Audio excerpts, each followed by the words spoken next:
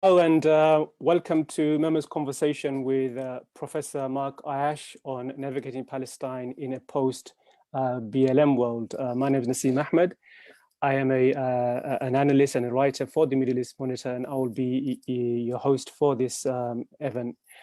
As you would have seen, the death of George Floyd just over 2 months ago sparked protests across his hometown in Minneapolis and around major cities across the world.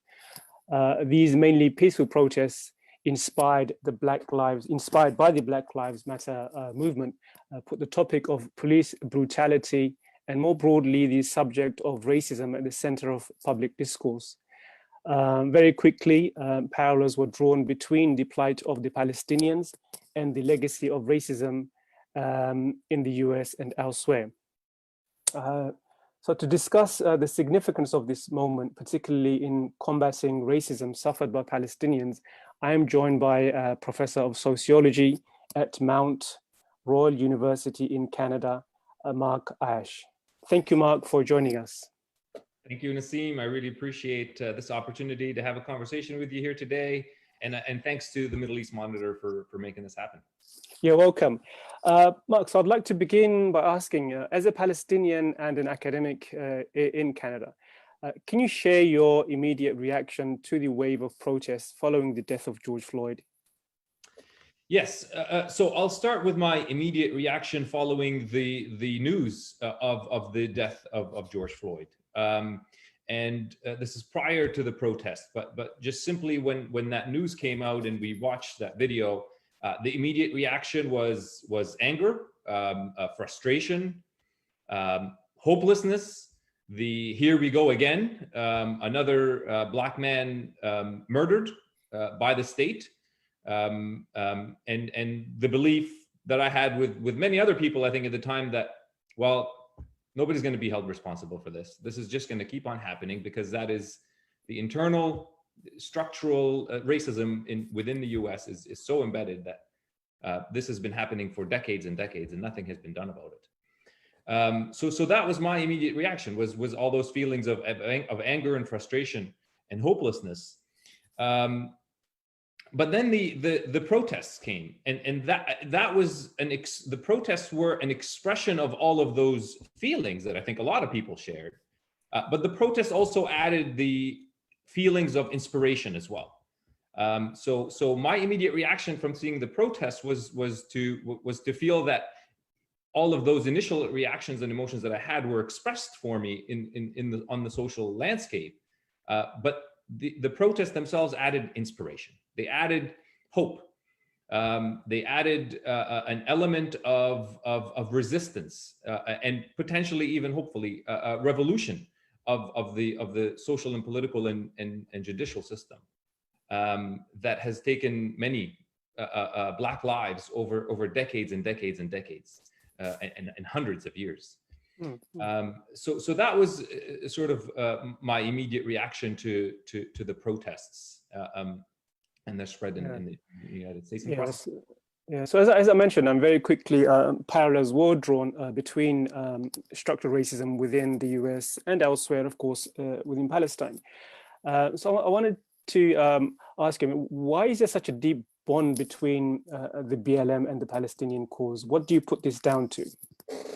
Yes, so BLM itself, when it emerged in the around 2014, 2013, 2014, was always from the beginning strong in its support for Palestinian liberation. And I think that that's due to a couple of reasons. First, there has been, since at least the 1960s, a close connection between Black liberation struggle and the Palestinian liberation struggle. They've had close connections since at least the 1960s, 1970s. And I think that connection lies in a philosophy of anti-racism and anti-imperialism. So it's particularly, if you're looking at why is BLM interested in the Palestinian struggle, it is because of its anti-imperialist emphasis. And why is the Palestinian struggle interested in the Black liberation struggle? Is because of the anti-racism emphasis that is embedded within the Palestinian struggle as well. So that relationship goes back for decades. But certainly with BLM, it seems to have taken on a more explicit form. And I do think that one of the key aspects here in terms of the connection is not necessarily the specific details in terms of how oppression is experienced by these communities, because that's different. The experiences of the Black communities in the US and their experiences of oppression is very different than the ones that Palestinians have faced and continue to face. But I do think that they both have faced on a fundamental level what it means and what a sort of life that is lived under the threat of sort of unchecked state violence. When state violence attacks certain racialized bodies with almost no consequence whatsoever, the experience of those who face that kind of violence creates an intimate kind of solidarity between them and a kind of shared experience in a kind of abstract sense through which they can connect. And people may talk about, oh, well, there was consequences for this or that police officer or this or that soldier, but that's not really consequences for the state. That's state violence itself and how it is unleashed on those communities. It has faced no consequences whatsoever for the unleashing of that violence. So I think that is ultimately the sort of tie between those communities that for me speaks to the kind of solidarities that we see emerge between them. So for sure, I mean, this seems to be a kind of a watershed moment with respect to fighting racism. But do you really think this is as significant as many people suggest it is? And how would you assess? I mean, it's only been, 2013, 2014, so it's only been 5 years since the emergence of BLM as a movement, anti-racism movement. So how would you assess the impact in challenging structural racism? It's probably too early to tell, but how would you assess that impact? And more specifically in the case of the Palestinians, who, as we know, have a long history of living under Israeli occupation. Do you think, politically and culturally things have shifted and BLM will push this and drive this agenda much better and further than anything we've seen recently?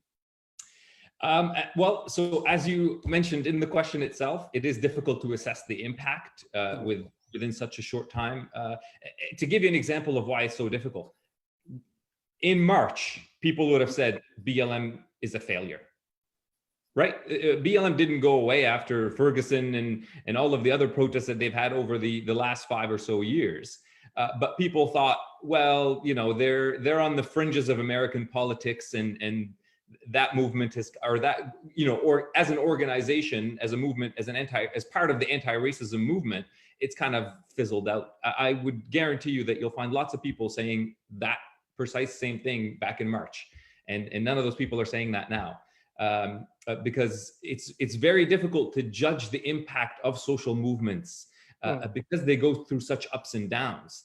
But certainly since these latest protests, I think they have attained a certain kind of status within the social and political discourse and the landscapes that it's not going to be as easy to brush them aside as it was prior to this moment.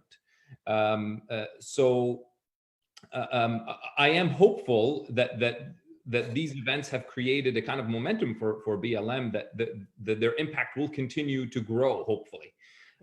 But it is very difficult to assess where it's going to lead us.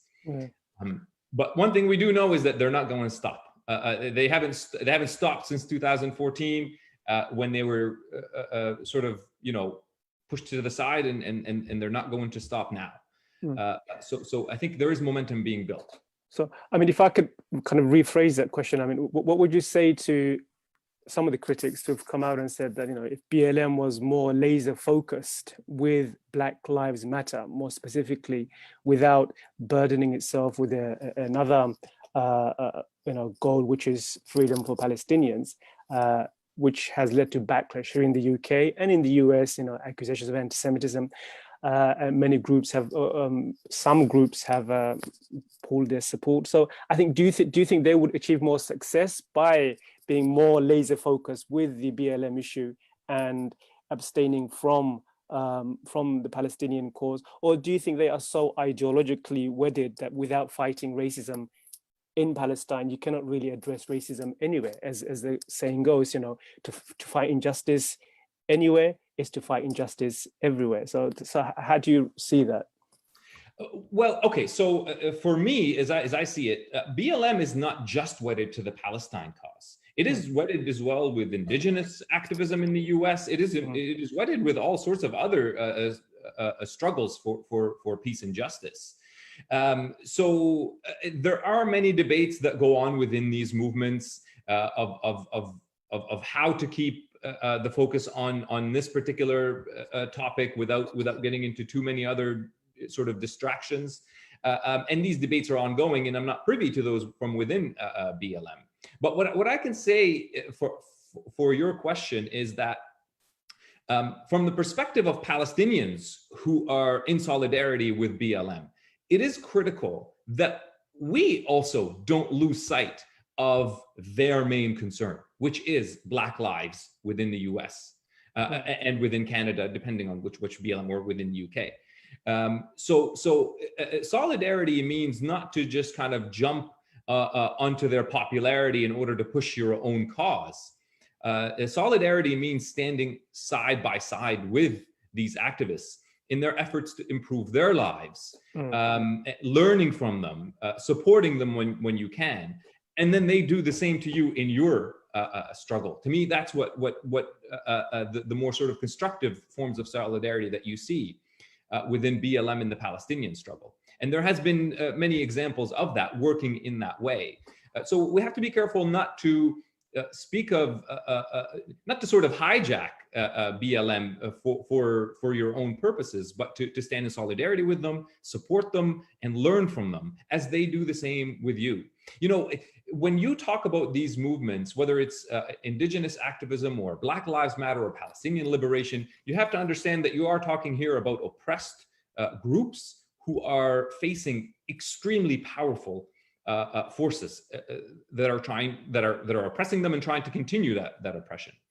And in those struggles, the world will feel lonely, it will feel terrifying, it will feel depressing, it will feel hopeless.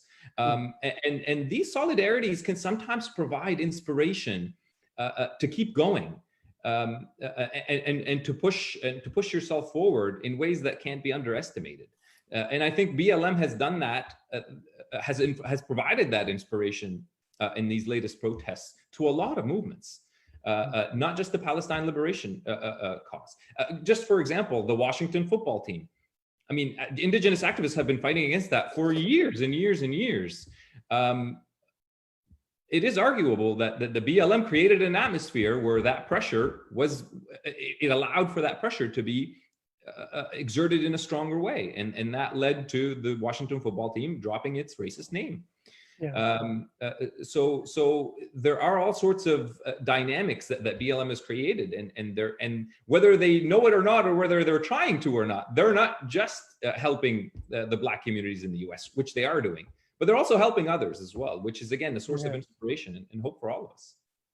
Yeah, I think one of the impacts, I would say, culturally at least, is what we've seen over the last 2-3 weeks. I'm thinking of prominent American academics like Peter Beinart and Canadian actor Seth Rogen. You know, both over the last 2 weeks made shockwaves in their own way, with statements that, you know, we could describe as some kind of a political conversion. Beinart, for example, he turned his back on a two-state solution and said that he was now a one-stater.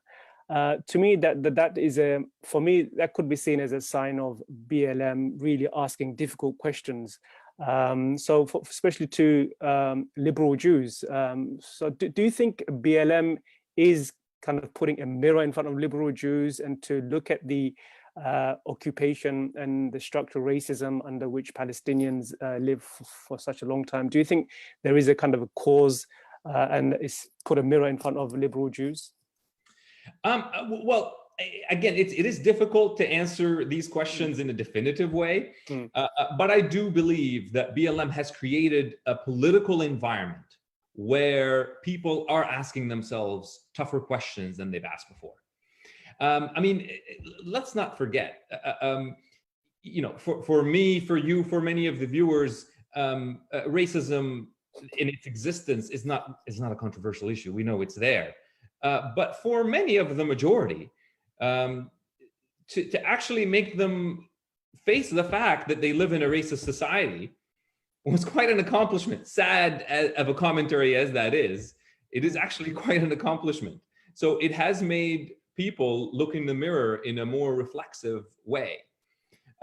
So in that kind of environment, you could easily argue that the likes of Beinart and Rogan did start to take a harder look at themselves and what their sort of ideology says or has to say about Palestinians in a way that maybe they did not before. But I would like to raise a point of caution here. As people were paying a lot of attention to Beinart and Rogan, the Democratic platform under Biden for Israel-Palestine is exactly the same as it was under the Obama administration. And that was devastating for Palestinians. The Obama administration was just as devastating for Palestinians as is the Trump administration. The Democratic Party platform, if Biden wins, will not be welcomed news for the Palestinians. Their dispossession, their expulsion, their murder, that will all continue to happen with explicit U.S. support. So I think we need to keep our eyes on the ball here and yes, welcome these transformations for these individuals. And of course, when you're talking about Beinart changing and Rogan changing, there's obviously other people that we don't know about that are changing as well. So I'm not saying this is nothing, but we're still a long way away from changing U.S. policy here. So we still have a long way to go on this. Yeah, that's yes, but to me, what you've just described within the Democratic Party and the platform they've adopted, which we can say is kind of anti-Palestinian, it's not really that much better than the Republicans, to be honest. But that speaks to a wider cultural tension between politicians in the US and many liberal Jews. And for me, it shows is an indication that there will be a greater rift between even liberal politicians and Jewish communities, especially liberals. So I think this cultural tension would play out in the coming years. And the Democrat itself will have to ask hard questions. If you have more and more politicians, the like of Ilhan Omar or Cortez being elected, I think you may even see what we see in the UK, a major existential crisis within the Democrats, as we see within the Labour Party. Do you see that kind of playing out within American politics in the coming years? Yes, I mean, that's already happening. Cory Bush, who just won last night the primary in Missouri. Cory Bush was a BLM organizer and central activist in Ferguson. And she is openly speaking about Palestinian rights. I believe she even supports BDS, and she just won a primary against the Democratic incumbent, I believe he was the incumbent, who tried to attack her on the issue of BDS in Israel towards the end of the campaign to try to salvage his campaign, and it didn't work. She still won. So I bring up Cory Bush for two reasons. First, it shows again that solidarity between BLM and the Palestine struggle, and also it shows how that has now entered. Well, if she wins the Senate race, I believe she's running for Senate. If I'm not wrong, I could be wrong about that. It's either Congress or Senate. I'm not sure, but anyway, if she does win in a heavily blue district, I believe, so she has a good chance of winning. So we see how that's becoming institutionalized as well in a certain way. So the potential election of Cory Bush would be a sign of what you're describing happening. because a lot of the liberal Jewish population supports Cori Bush. If not now, independent Jewish voices and many other groups support Cori Bush and other progressive politicians who speak about Palestinian rights. Politicians like Ilhan Omar as well. So that is certainly happening. I just want to raise the caution of let's not celebrate this too quickly. It's still a long way to go. And the progressive Democrats, the squad is how many people? It's not that many people yet. Yeah. So it's growing, and I'm supporting it, but I'm just cautious. Yeah. Stung by the U.S. many times. I think let's shift our focus slightly on to Israel. I mean, we've touched on it just before. BLM has been met with strong resistance, mainly from the political right, and also pro-Israeli groups have also tried to discredit the movement as anti-Semitic, here in the UK in particular. To me, this is strikingly at odds with positive role which Jewish leaders throughout history have played in advancing progressive cause such as BLM. I'm thinking, the role played in bringing down apartheid South Africa, and also the US civil rights movement, where Jewish leaders played a major role. I mean, what does it say to you now? What does it say to you that Israel and many pro-Israeli groups are now so opposed to the BLM and see BLM as almost kind of an existential threat, completely at odds with the role many Jewish leaders would have played in progressive movements over the past? What does it say about Israel to you? Right. So just to start off with this comment, of course, the Jewish community is not a monolith. So you have all sorts of political divisions within that community, whether it's in the UK or the States or Canada or wherever else. And there are certain Jewish groups, like I just said, independent Jewish voices, for example, or if not now, who are strong supporters of BLM and continue to carry out that support and that struggle, and they speak for Palestinian rights. We may have disagreements over some of the phrasings and all of that, but there's still these groups that do a lot of good work. And even when you talk about the apartheid, during apartheid in South Africa, Israel was a supporter of the apartheid regime, while many Jewish groups and communities were opposed to it. On principled grounds. So these divisions are not new, and they've been around for a while. And I think one of the main reasons why you see, for example, Israel as a country now, as a state, opposing BLM and other such movements is precisely because they're anti-imperialist and anti-racist as well. But Israel is part and parcel of American neo-colonialism or imperialism, whatever term you prefer, and therefore any anti-imperial ideology is opposed to it as far as it's concerned. So it's not really a surprise at all when I hear that Israel is opposed to an ideology like BLM or the anti-imperialist Black liberation movements that we've seen in history, or any other indigenous activists who are anti-imperialists and anti-colonialists. Are also opposed by the Israeli state. So it's not that shocking of a thing for me to see that, and it's also not shocking of a thing for me to see all those other Jewish progressive groups fighting for all of these anti-imperial and anti-racist causes. I mean, lastly, just before we finish, going forward. Thinking about the two formulas of resolution for the Palestinian conflict, one state, two state. Do you see signs of BLM's influence on this debate? I mean, some will say that, Bainat coming out as a one state following BLM's protest isn't just a mere coincidence. Do you think more and more Palestinians are beginning to reframe their movement less as a national liberation struggle and more as a kind of a civil rights movement, seeking equal justice, equal rights under a single state? I mean, you're a Palestinian. Is that something you consider now? And do you think more and more Palestinians will jump on this one state vision? Yes, I mean, so the one state vision has been around for quite some time. You can argue since the even 1920s in certain versions. Yeah. Of course, we don't have enough time to go through all of the different iterations of what two states and one states models there are out there.